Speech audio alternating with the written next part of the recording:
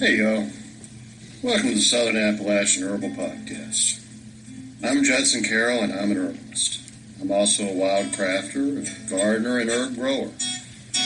I'm coming to you from high atop the beautiful Blue Ridge Mountains of North Carolina, just a stone's throw from the Tennessee line, overlooking the Pisgah National Forest, absolutely surrounded by the bounty of God's green earth. I spent most of my life wandering these mountains and learning about plants from the old timers and all sorts of characters. On this show, we'll talk about herbs and how to use them, how to find them, how to grow them, how to make preparations. We'll talk about a lot of things. We can also talk about permaculture, homesteading, foraging, and living off the land. Most anything, really. You can email me at southernappalachianherbs@gmail.com if you have a question or a comment. You can also contact me through the Grow Network, where I'm a regular contributor and a moderator for the forums. And my blog is, of course, southernappalachianherbs@blogspot.com.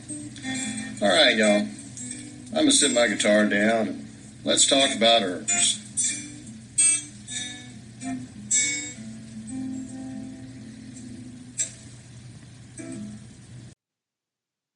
Hey y'all, welcome to the show. This is the first show of spring. And what else could I talk about other than wildcrafting and foraging spring foods and herbs? So, all right, we had a little bit of a warm spell a week or so ago, and things started to come out. This last week's been cold and miserable, to be predicted around here. But I've already been out eating wild foods. The first things that came out were forsythia blossoms, and I did an herbal video lesson on properties of forsythia blossoms. They're not only edible and they taste pretty good, they smell great, but they have a lot of herbal values actually. And this is something I learned after I did that show.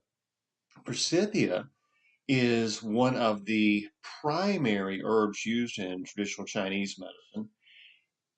Well, I knew that, but specifically what I learned new is that forsythia is one of the primary herbs used to treat respiratory viruses. So you remember like last year when the COVID was hitting and everybody was freaking out and we were all being quarantined?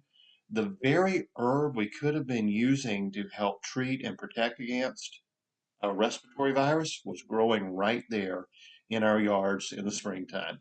Big, beautiful yellow forsythia flowers.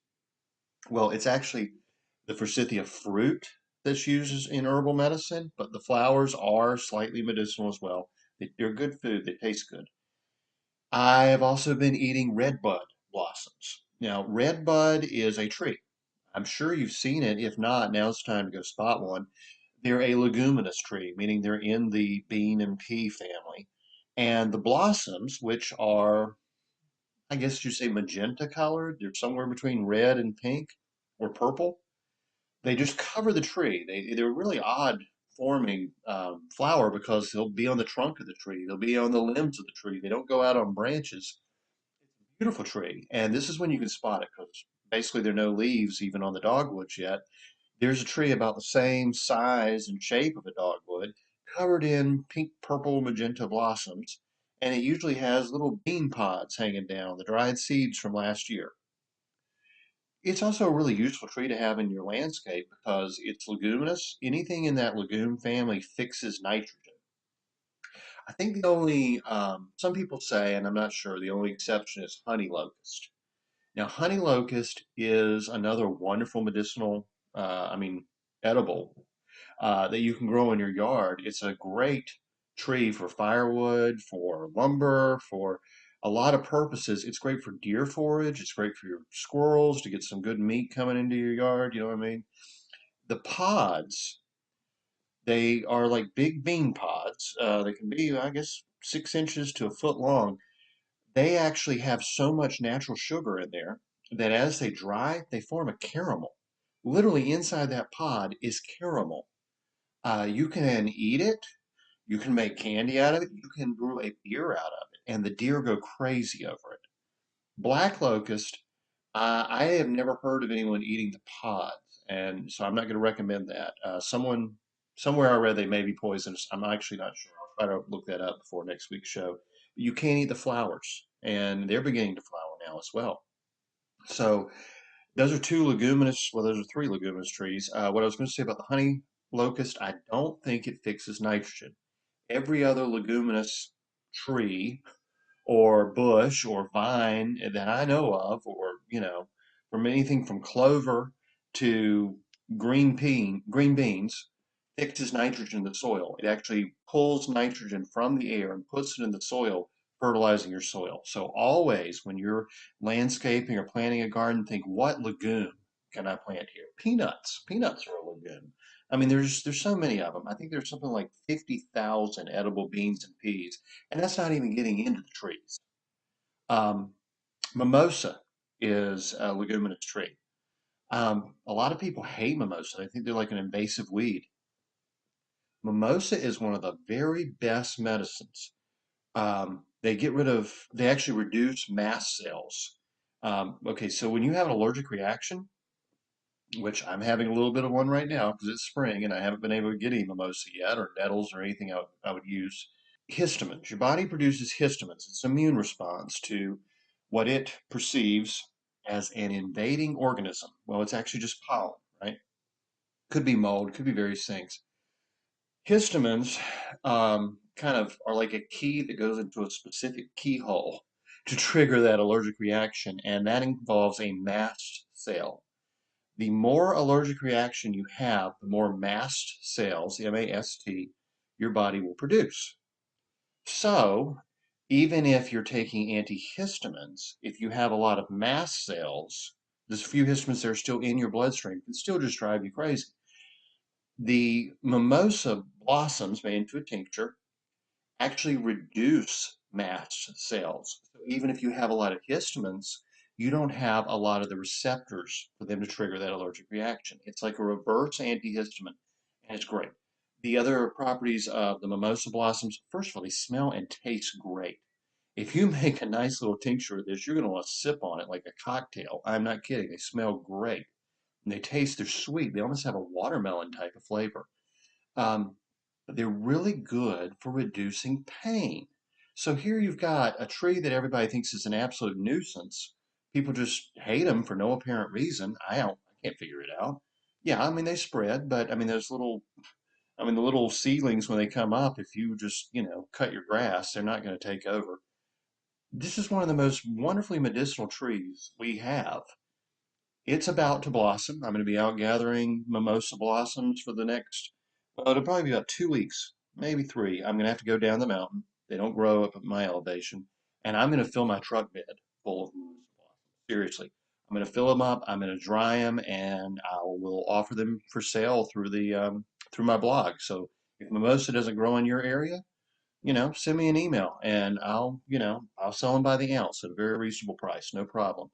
And like I said, all you do with that is just make a tincture. Just put some in a jar, pour some vodka over it, let it sit for a month, shake it up, and take it by the teaspoonful. And it's a wonderful herb. Other things that are coming into season. Well, I spotted a few dandelions. Dandelions are just absolutely wonderful for food and medicine. Um, Dandelion greens are best in the spring when starts getting hot and the the plant's producing a lot of flowers. Those greens get bitter. Right now, they're actually pretty sweet. They're pretty nice. I love dandelion.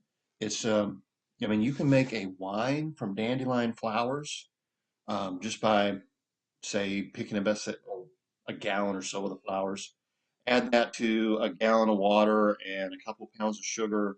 Bring it up to a simmer. Now you want to make sure you get all the whites and all the green stuff off. You just want the blossoms, just the yellow blossoms, and strain it out.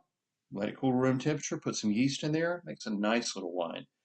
You can do the same thing, but boil that sugar down. You're going to want to add maybe twice as much sugar. So let's say we would do, let's say 2 pounds of sugar to a gallon of water for dandelion wine. If we were going to do this, we do four. Okay, 4 pounds. Cook it down and make a syrup. That syrup is almost indistinguishable from honey. The stems can be used to make a digestive bitter. The greens are just excellent. You pour a little um, hot bacon grease over there, add some salt and pepper, you got a nice salad. Or you can cook them just the way you would a pot herb, or you can, just snack on them, which I often do.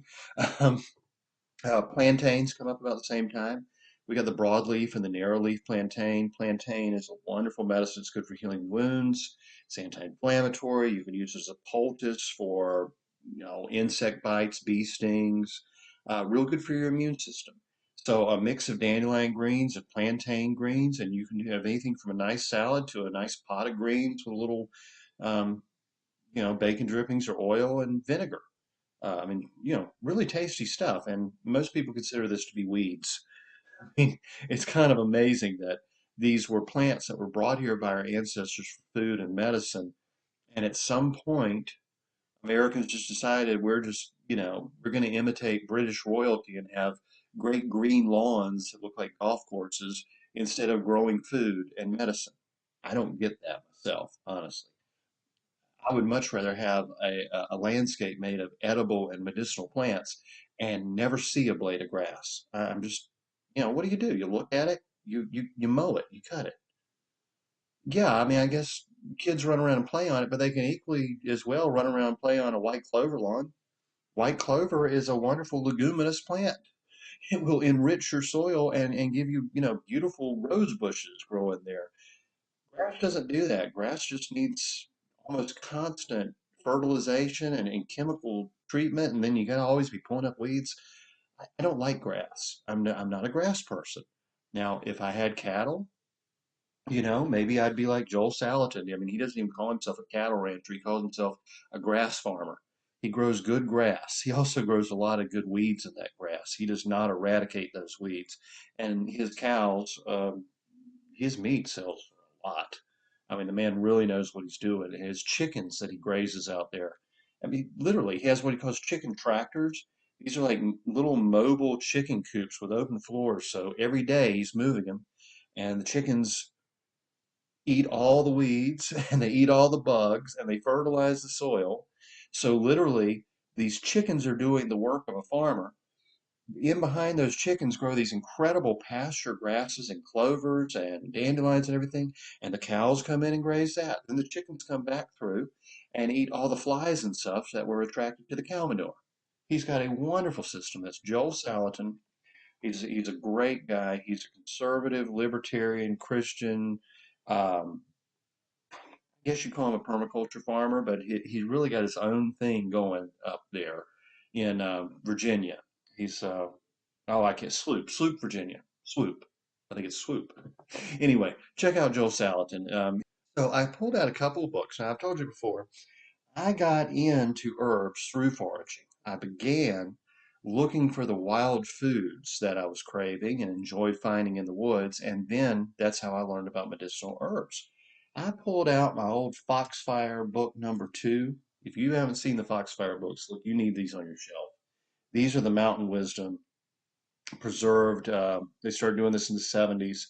And another good book I got, I'm actually looking at this one right now, Billy Joe Tatum's Wild Food Field Guide and Cookbook. This is another one, I guess, from the 70s, maybe the 60s, I'm not sure.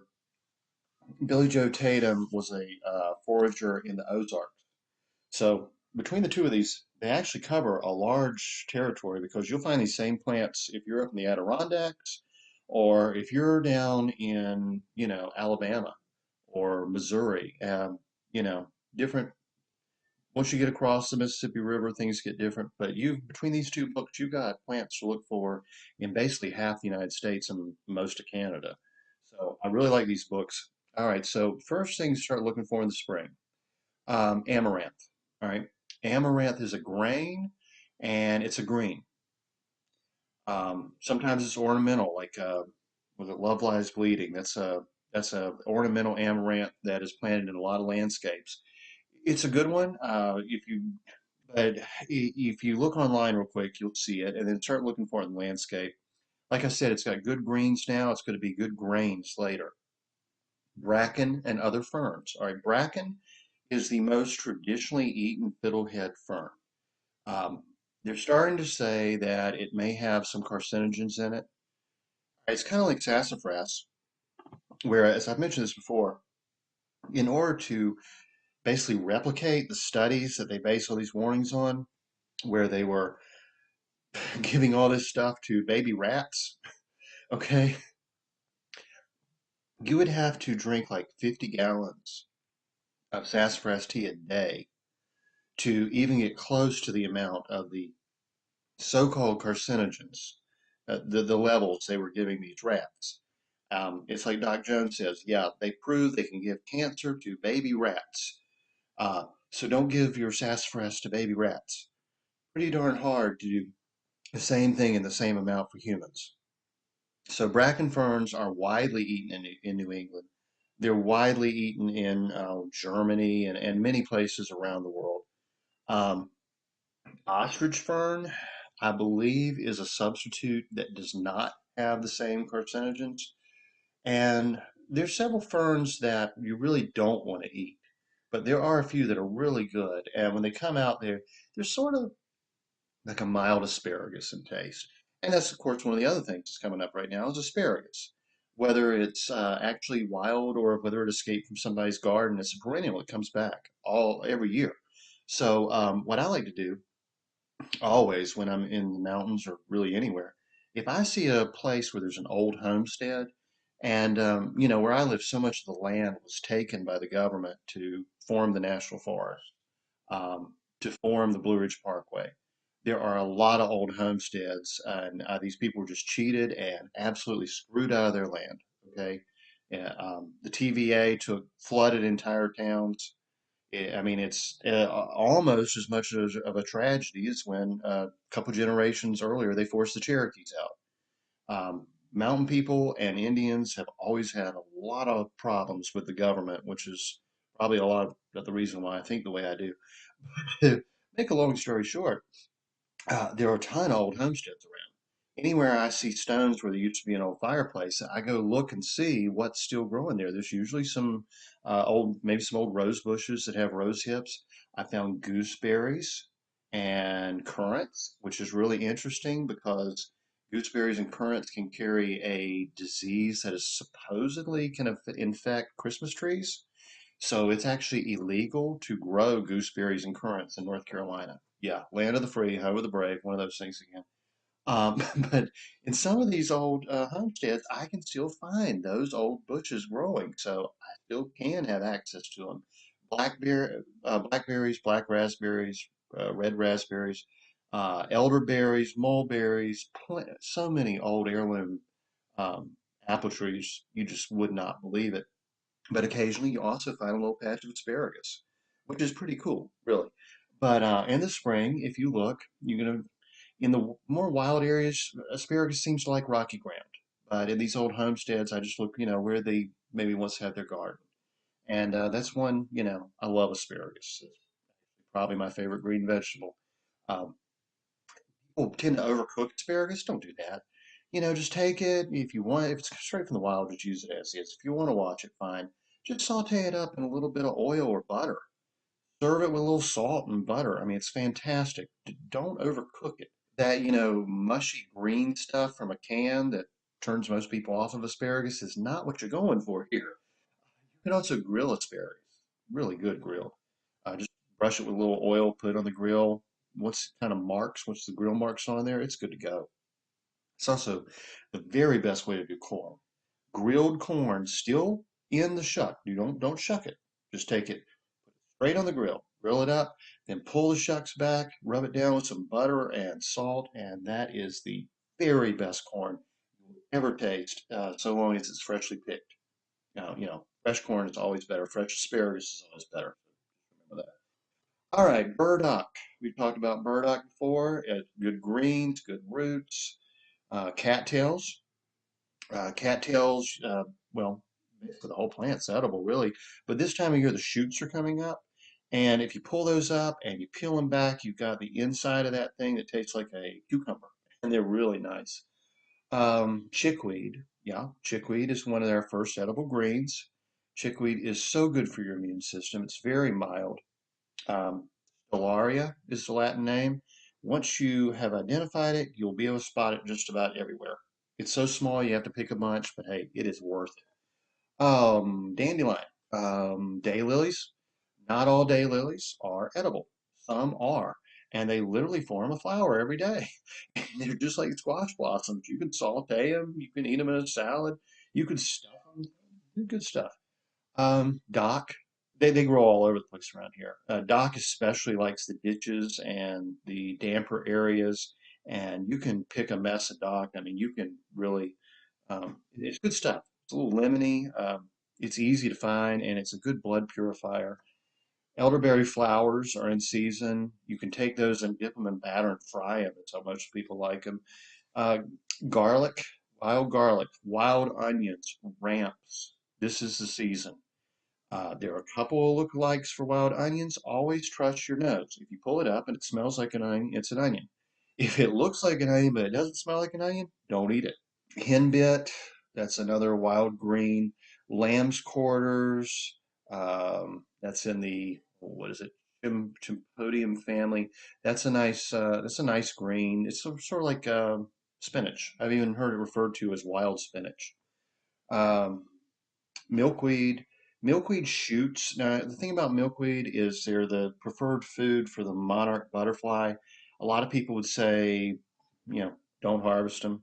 Okay, if you got a lot and you want to pick a few, go for it. The shoots are like asparagus. Later on, as they get older and they start forming that milk, you probably want to leave them alone because that sap is caustic. If it gets in your eyes, it can actually blind you. But when it's young and you can pick it and eat it like asparagus, and you got plenty of it, go for it. Mints are starting to come up now. I love mints. I told you before, there are dozens of them that grow wild in the mountains.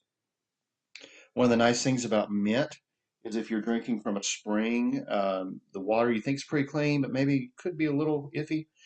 If you get a mouthful of mint, chew them up and drink the water with it. The volatile oils in the mint are actually antimicrobial, so it gives you a little bit of protection. Probably not enough that I should actually recommend that, but Thomas Elpel, who wrote Botany in a Day, says that he drinks just straight out of creeks if he has some mint nearby. So, the guy actually does this stuff for a living, so I'm going to take his advice. A few mushrooms are beginning to come up. Chanterelles, if you're lucky, maybe a meadow mushroom, a few oysters may be found. We're getting very close to morel season, and that is the main one. Look for morels where there's been a fire. They don't grow quite up to my elevation. I go down a little bit. For me, it's like kind of cross line of Tennessee. There I can spot morels. Let's see, mustards. Yes, the huge varieties of wild mustards are starting to come up. And they're delicious. They're peppery. They're wonderful. I love them. And I'll also throw in there like the sheep sorrel, wood sorrel. Wood sorrel looks like shamrocks. It tastes like spinach squirted with lemon juice. It's absolutely delicious. Peppergrass, poke. I have mentioned poke many times. Poke isn't up yet, but in the next few weeks it will be coming up. The tender leaves before they get a red tint are what you want when you're picking poke. If there's no red tint on there, you're good to go. If there is a red tint, then you're talking several changes of water and then fried in fat, but it's still going to be worth it because it's wonderful lymphatic and it tastes great. Prickly pear pads, not the fruit, but actually the pads or nopales, as they call them in a Mexican grocery store. They're good and they're good for controlling blood sugar spikes as well. Purslane, that little weed that usually grows in the cracks, like between the stones in a walkway, it's a thick, like succulent, like a little, maybe a miniature version of a jade plant, if you can kind of envision that. It's mucilaginous and it's like okra. So cook it like okra. It's actually incredibly good for you. This is the time that the old mountain folks would have their sassafras tea as their spring tonic and blood cleanser. This is supposed to protect you against colds and help with arthritis. I love sassafras tea. I drink sassafras tea.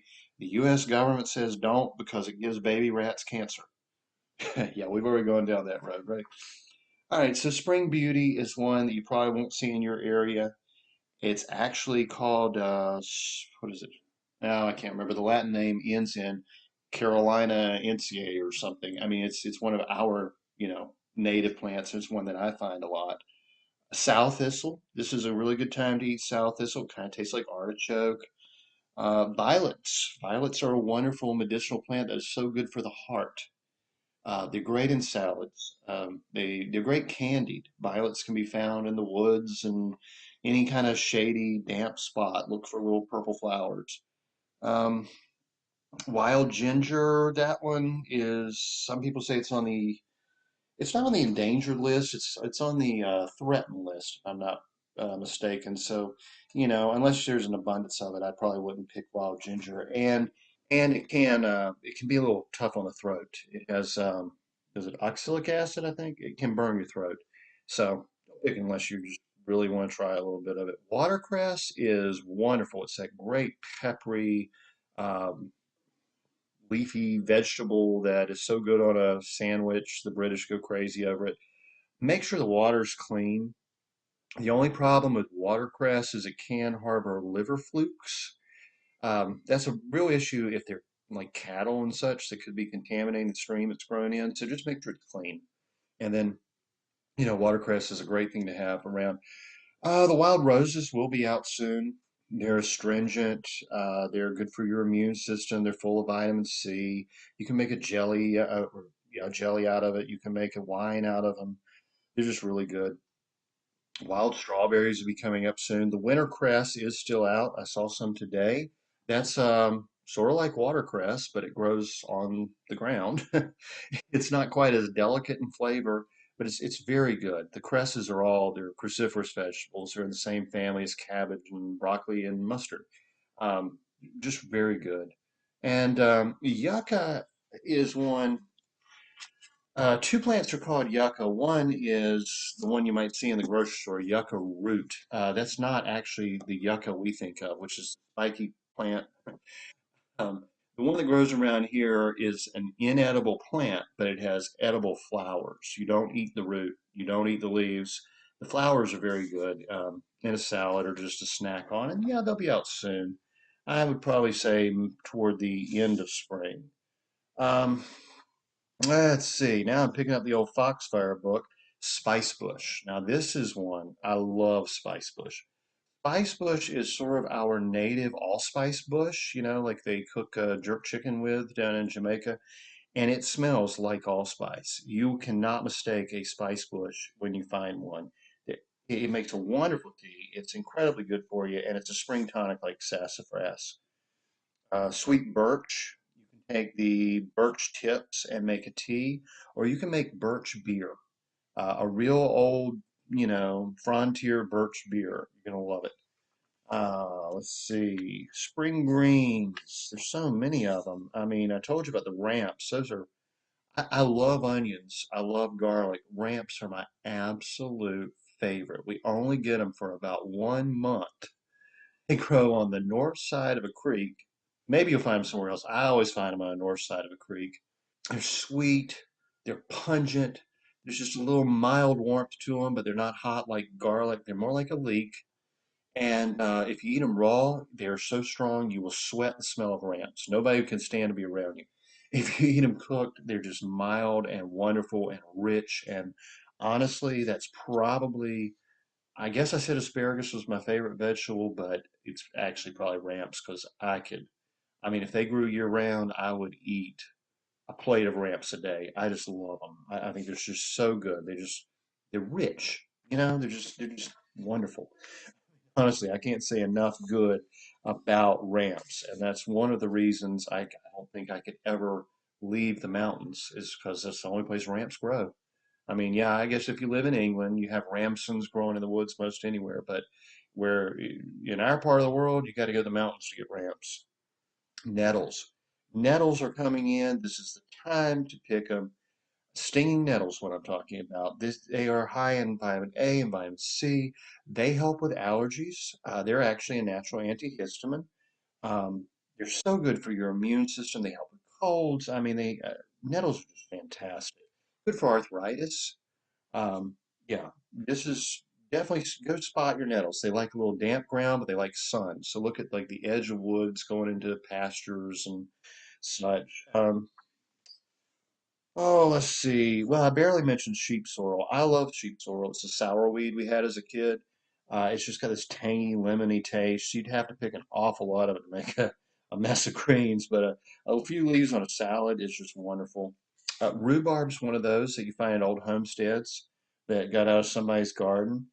Oh, back to amaranth, pigweed.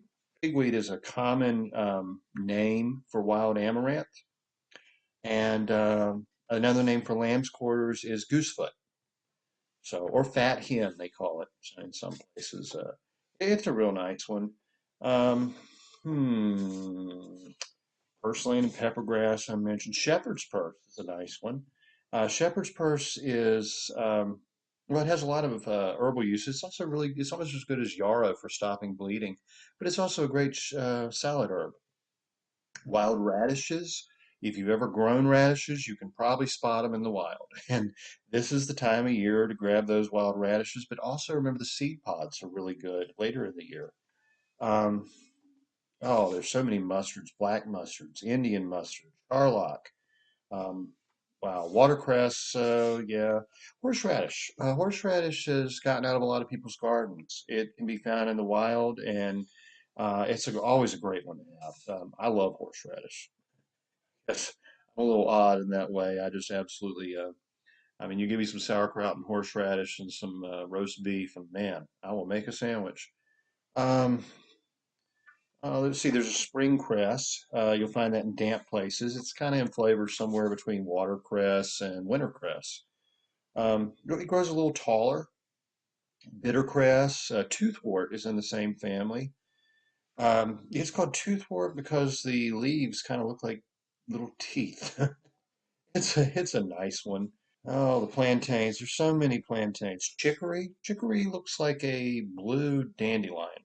The greens, the greens are bitter. They're somewhat endive or endive, however you want to pronounce it, is a cultivated version of chicory. If you've tried that and you know how it tastes as salad, if you like it, you might want to try wild chicory.